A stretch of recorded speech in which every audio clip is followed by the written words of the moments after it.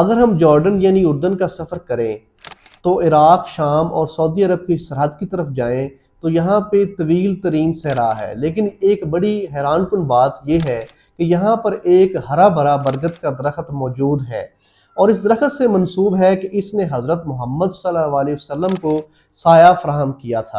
اور اس درخت کے ساتھ ایک دلچسپ واقعہ بھی منسوب ہے۔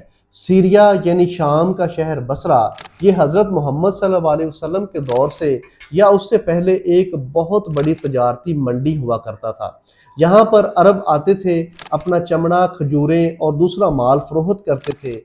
بصرہ شہر کے باہر ایک درگاہ یا چرچ تھا، اور اس درگاہ یا چرچ کے بالکل سامنے ایک برکت کا درخت تھا۔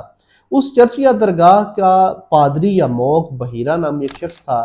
بحیرہ نے پرانی کتابوں میں یہ پڑھ رکھا تھا کہ اس برگد کے درخت کے نیچے ایک عرب کا قافلہ آئے گا اور یہ درخت انہیں سایہ فراہم کرے گا، اور اس قافلے میں آخری نبی بھی موجود ہوں گے۔ بحیرہ کو اس قافلے کا انتظار تھا، اور وہ درگاہ یا اس چرچ کی کھڑکی سے باہر دیکھتا رہتا تھا۔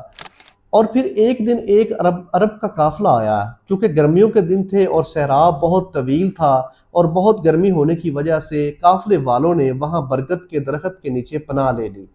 اور اس وقت حضرت محمد صلی اللہ علیہ وسلم کی عمر تقریباً 9 سال تھی۔ آپ صلی اللہ علیہ وسلم جانوروں کے پاس کھڑے تھے۔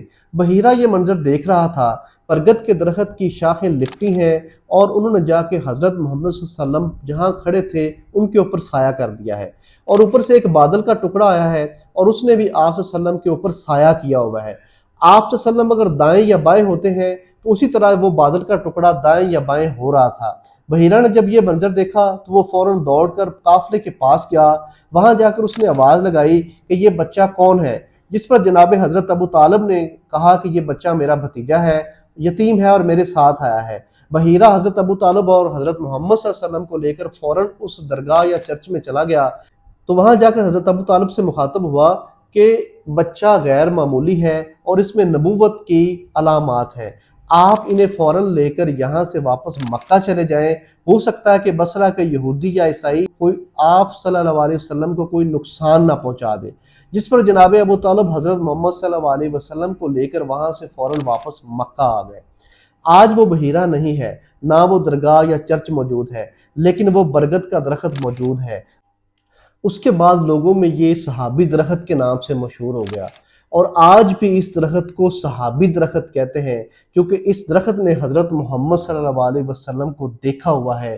اس درخت نے حضرت محمد صلی اللہ علیہ وسلم کی زیارت کی ہوئی ہے، اور یہ آج زندہ صحابی موجود ہے، اور یہ حضرت محمد صلی اللہ علیہ وسلم کا ایک بہت بڑا معجزہ ہے۔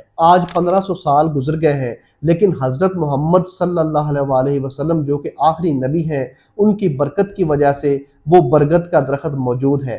آج بھی لوگ صحرا سے تھکے ہارے جاتے ہیں اور اس درخت کے نیچے پناہ لیتے ہیں، وہاں 2 نفل نماز ادا کرتے ہیں، اور اللہ تعالیٰ کا یہ معجزہ دیکھتے ہیں کہ کس طرح حضرت محمد صلی اللہ علیہ وسلم کی ایک ایک نشانی کو، ایک ایک چیز کو اللہ تعالیٰ نے زندہ رکھا ہوا ہے۔